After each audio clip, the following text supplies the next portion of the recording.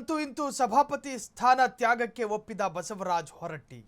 ಅಧಿವೇಶನದ 2ನೇ ದಿನ ಉಪಸಭಾಪತಿ ಚುನಾವಣೆ ಆಗಸ್ಟ್ 14ರಂದು ಉಪಸಭಾಪತಿ ಸ್ಥಾನಕ್ಕೆ ಚುನಾವಣೆ ಆಗುತ್ತೆ.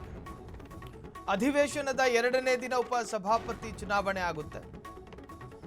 ಆಗಸ್ಟ್ 14ರಂದು ಉಪಸಭಾಪತಿ ಸ್ಥಾನಕ್ಕೆ ಎಲೆಕ್ಷನ್.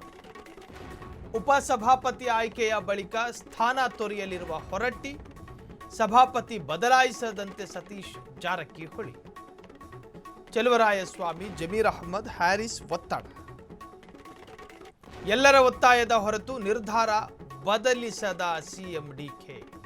ಸಿಎಂ ಮನವಿಗೆ ಒಪ್ಪಿಗೆ ನೀಡಿ ಸಭಾಪತಿ ಸ್ಥಾನ ತ್ಯಜಿಸುವುದಕ್ಕೆ ನಿರ್ಧಾರ. ಡಿಕೆ ಶಿವಕುಮಾರ್ ಒಂದು ಕಡೆ ಖಡಕ್ ನಿರ್ಧಾರವನ್ನು ತೆಗೆದುಕೊಂಡಿದ್ದಾರೆ.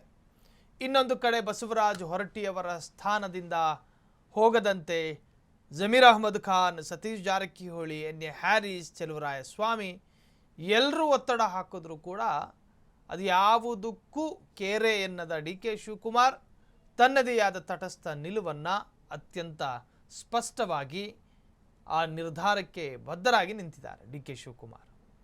ಸೊ ಅಂತೂ ಇಂತೂ ಸಭಾಪತಿ ಸ್ಥಾನಕ್ಕೆ ರಾಜೀನಾಮೆ ಕೊಡೋದಕ್ಕೀಗ ಬಸವರಾಜ ಹೊರಟ್ಟಿ ಮುಂದಾಗಿದ್ದಾರೆ. ಉಪಸಭಾಪತಿ ಆಯ್ಕೆಯ ಬಳಿಕ ಸ್ಥಾನ ತೊರೆಯಲಿರುವ ಹೊರಟ್ಟಿ, ಸಭಾಪತಿ ಬದಲಾಯಿಸದಂತೆ ಸತೀಶ್ ಜಾರಕಿಹೊಳಿ, ಚೆಲುವರಾಯಸ್ವಾಮಿ, ಜಮೀರ್ ಅಹ್ಮದ್, ಹ್ಯಾರಿಸ್ ಒತ್ತಡ. ಎಲ್ಲರ ಒತ್ತಾಯದ ಹೊರತು ನಿರ್ಧಾರ ಬದಲಿಸದ ಸಿಎಂ ಡಿಕೆ. ಸಿಎಂ ಮನವಿಗೆ ಒಪ್ಪಿಗೆ ನೀಡಿ ಸಭಾಪತಿ ಸ್ಥಾನ ತ್ಯಜಿಸುವುದಕ್ಕೆ ನಿರ್ಧಾರ.